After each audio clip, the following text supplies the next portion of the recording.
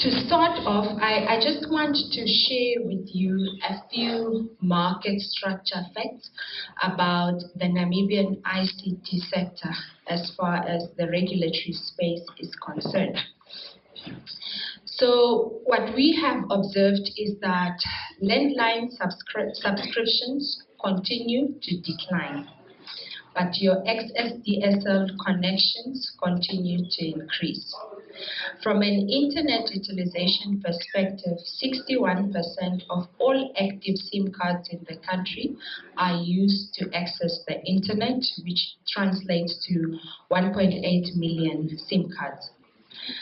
Mobile revenue, or mobile data revenue rather, continues to increase, which is in line with the increase of the number of subscribers that are accessing the internet.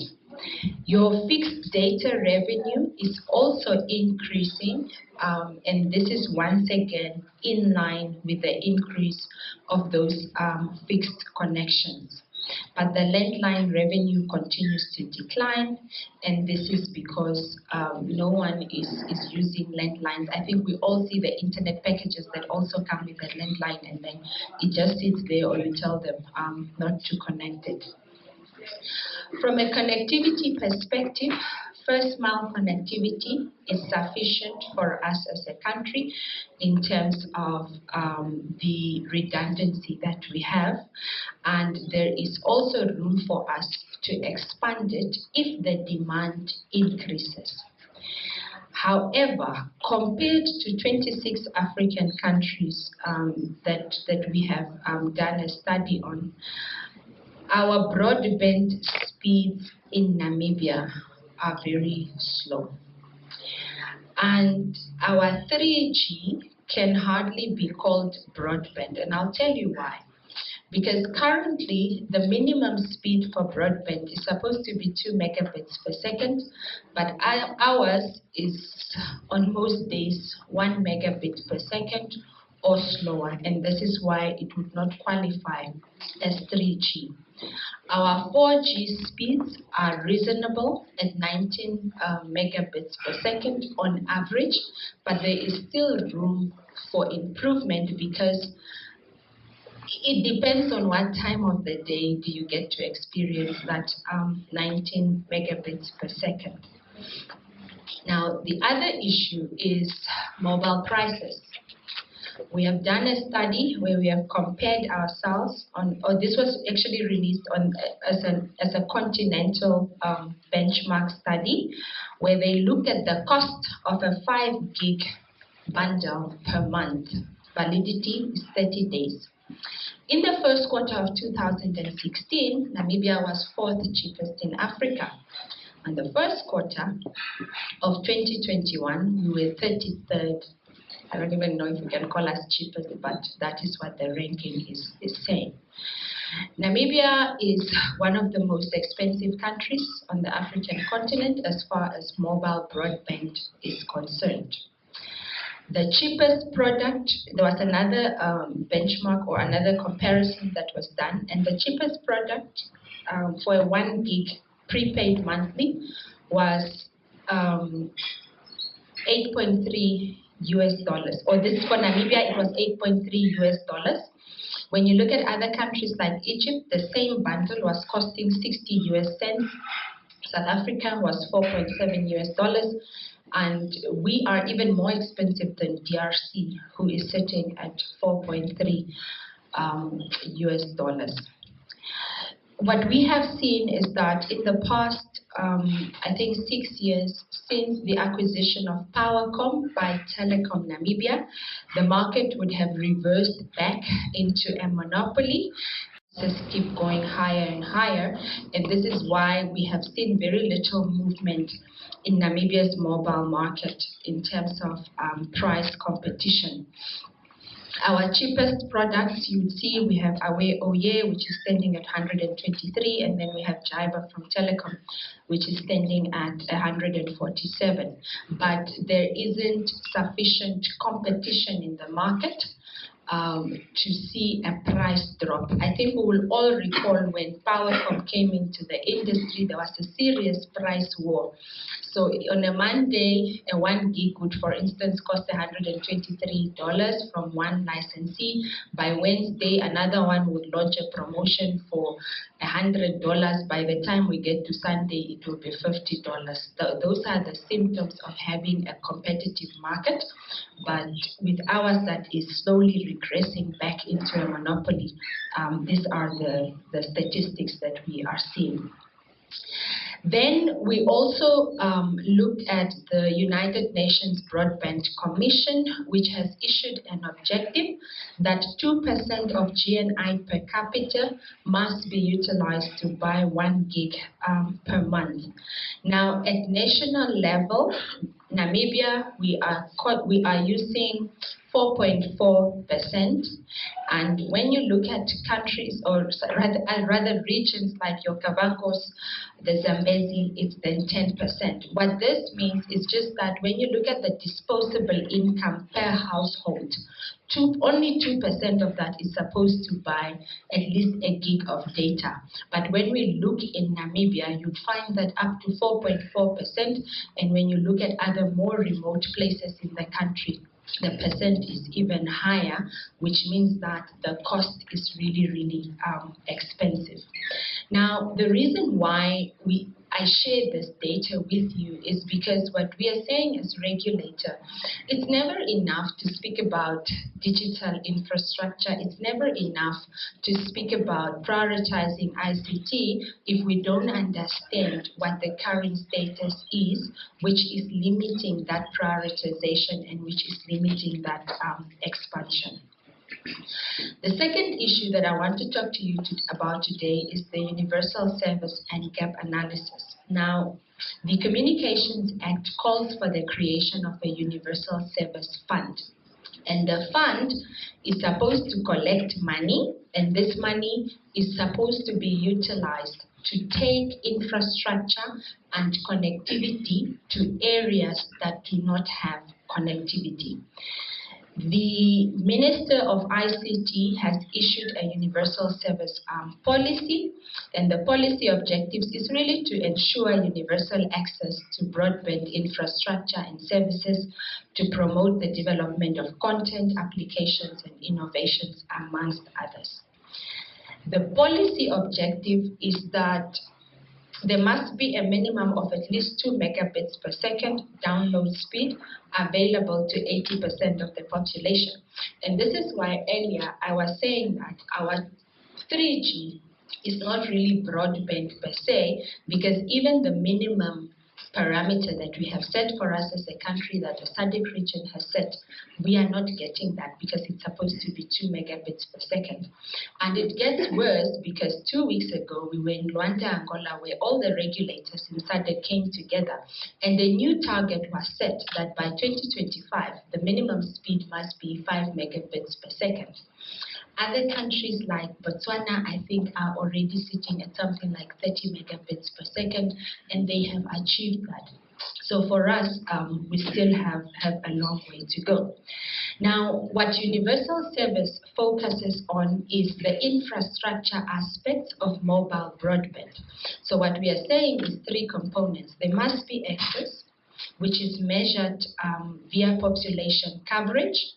And then there must be usage, which is measured by the speed at which you receive it.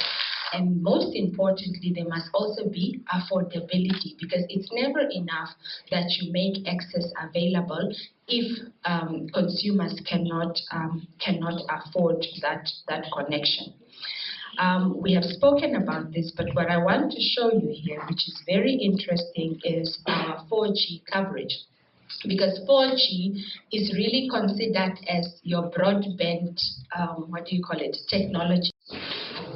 So, and remember that the policy objective is that there must be 80% coverage.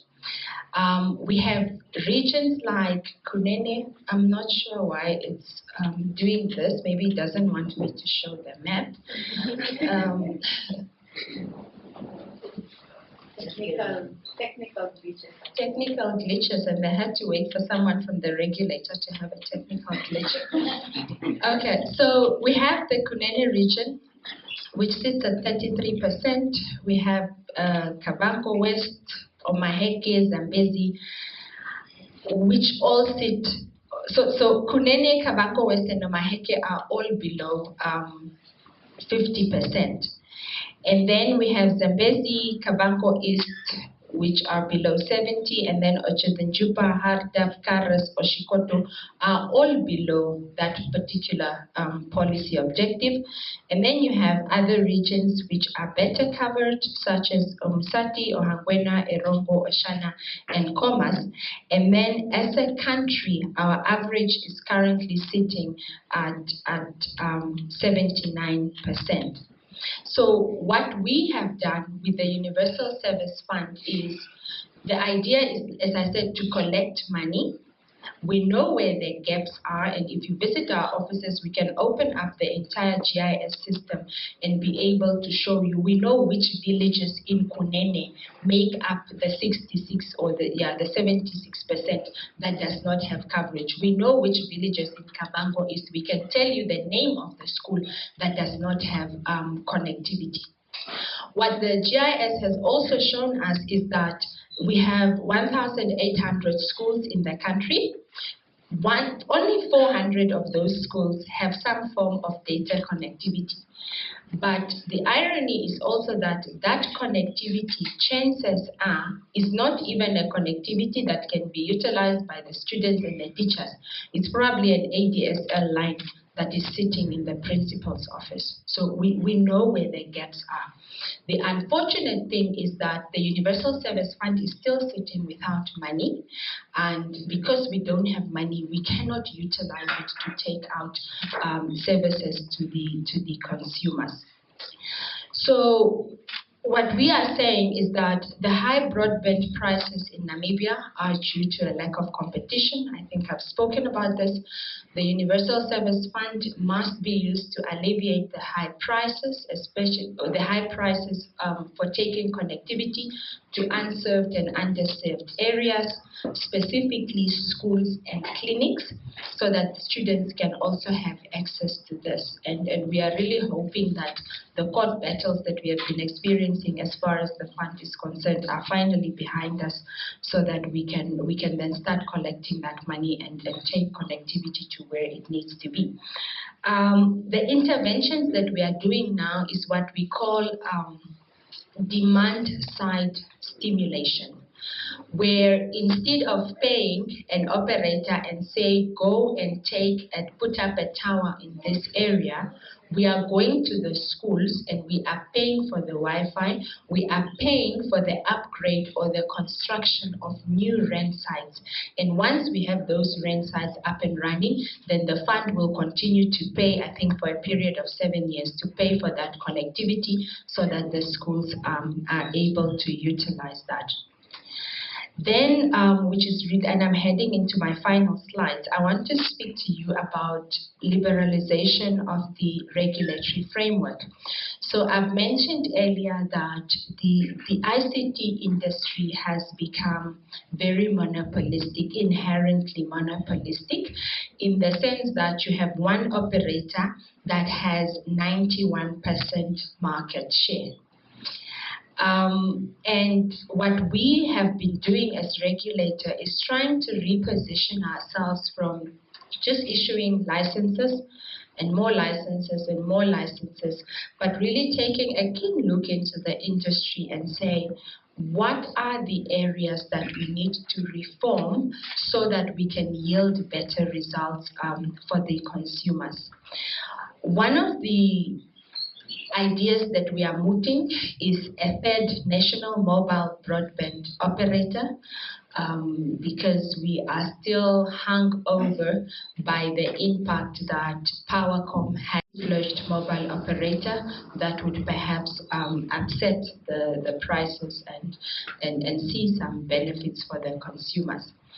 Then we are also looking at enforcing infrastructure sharing. And infrastructure sharing is very important when we speak about the digital economy. For one major reason, for a country like Namibia, because of the vastness of our geographic coverage or topology.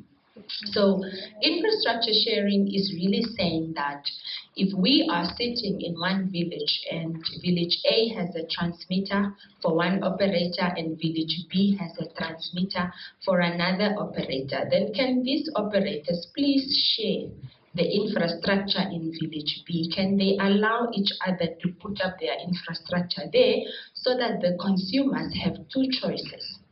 And whenever as a consumer you have choice, then it means that somehow the price will also come down. But if this is the only one person that you have, then you are forced to utilize that service at whatever ridiculous prices. What infrastructure sharing does, it also avoids the duplication of infrastructure, because we have seen very sad cases where village B is sitting without connectivity, but village A has 2 towers.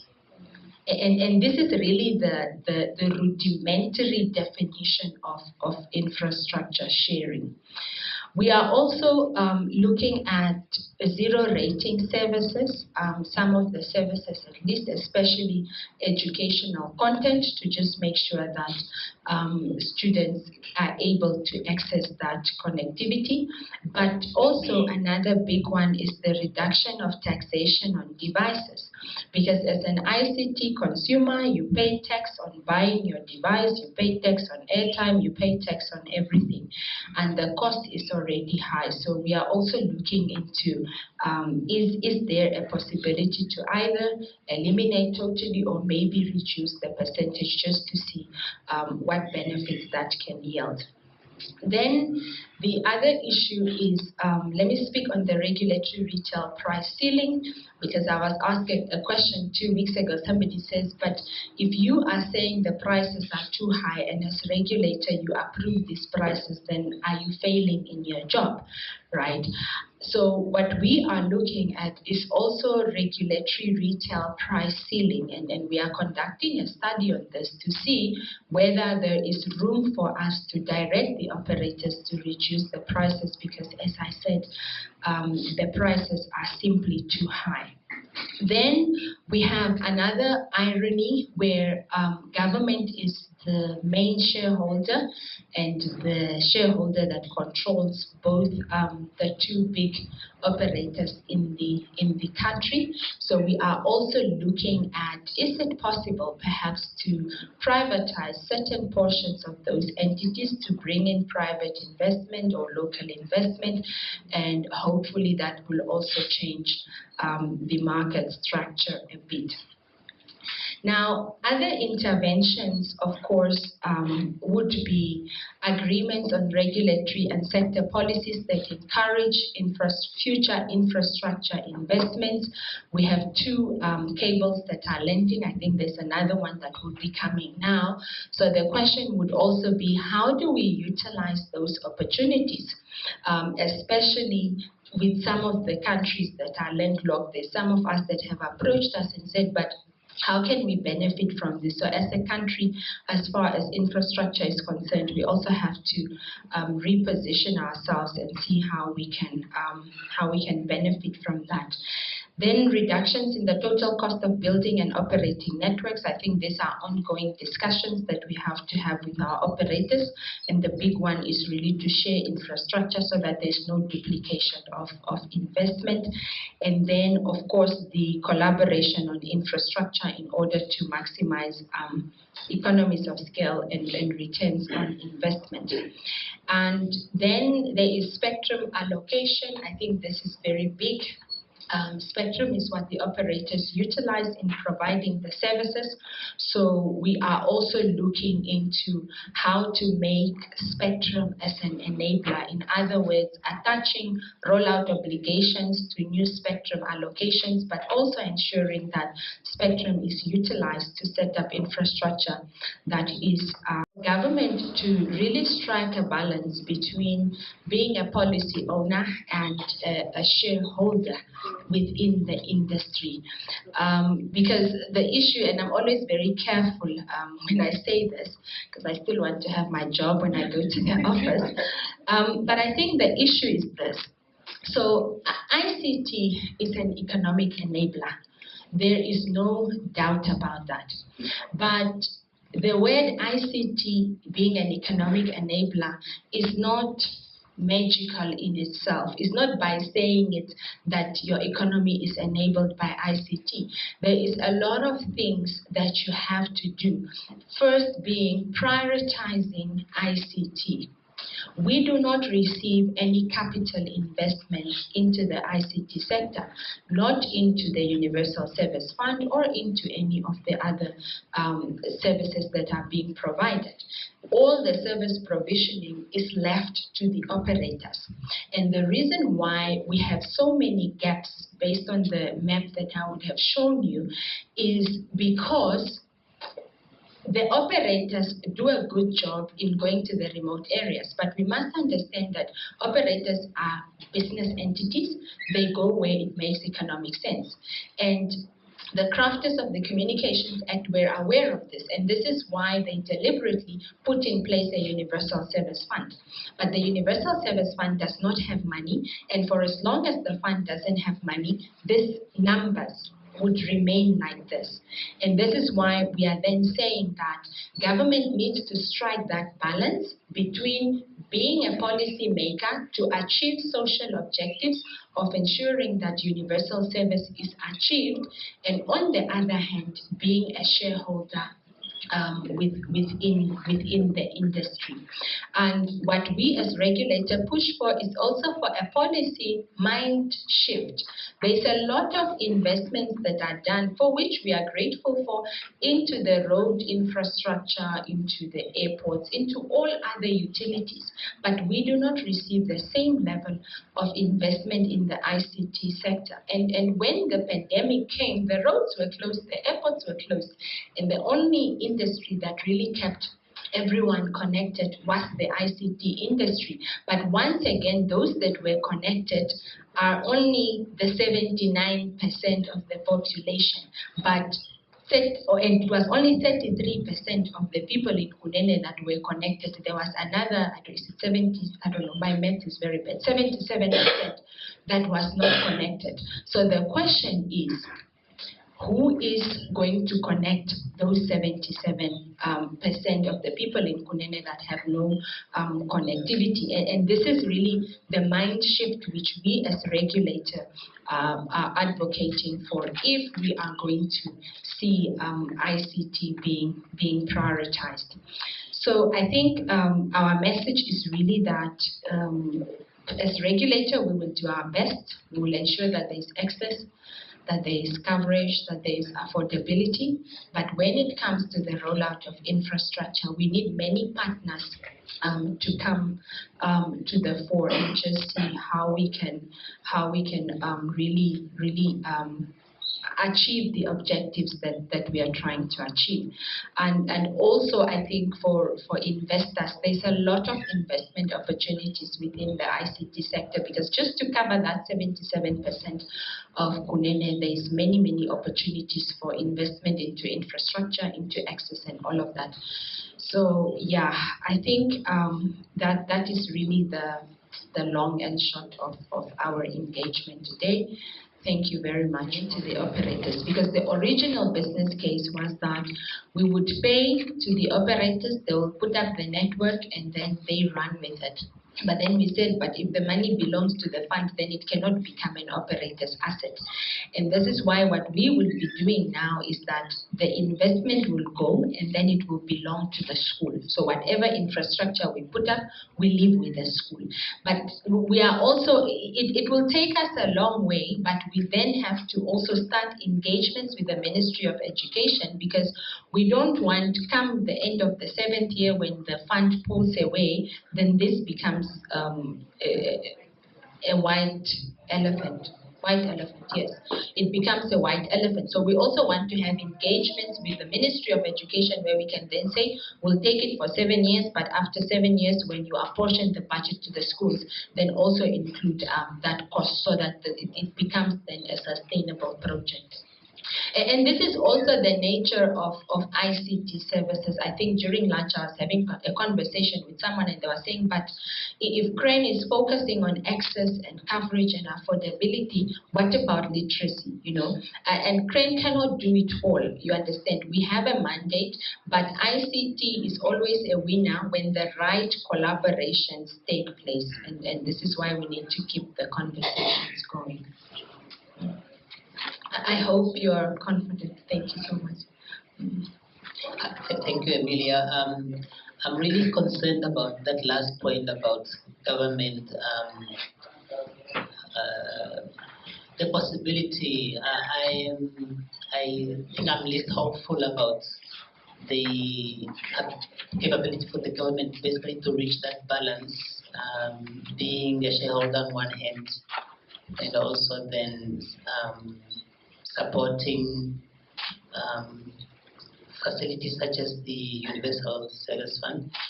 I'm just wondering whether CRAN can consider perhaps alternative sources of funding, like grants from philanthropic organizations and other opportunities globally even.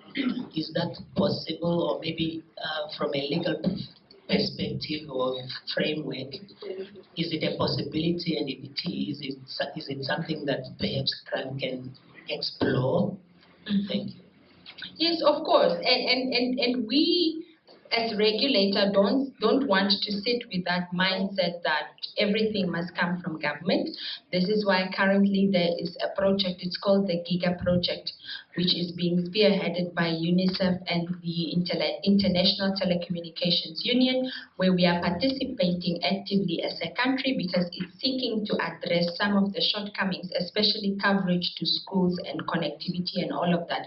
So we are looking into other avenues, and we don't want to sit with the mindset that everything must come from government. But I think what we are saying is that government needs to create that balance between a policy maker who has social economic objectives that must be met and a shareholder that receives dividends from the same industry that we are seeking to obtain, what do you call it, the social benefits for the consumers.